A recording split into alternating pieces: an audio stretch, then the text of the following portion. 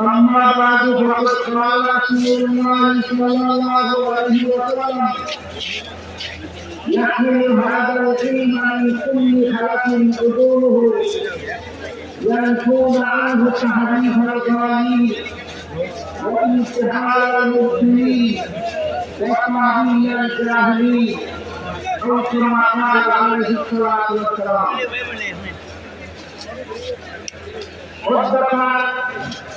মহাসম্মেলনের শ্রদ্ধেয় সভাপতি জাতির বিচারী হযরত উলামায়ে কেরাম দাওয়াত ও তাবলীগের সাথী ও সর্বস্তরের মুসলমান ভাইয়েরা,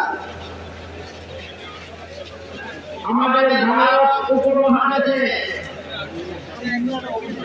খ্রিস্টীয় 17 শতাব্দীর মুঘল শাসনামলে লক্ষ লক্ষ মাদ্রাসা ছিল।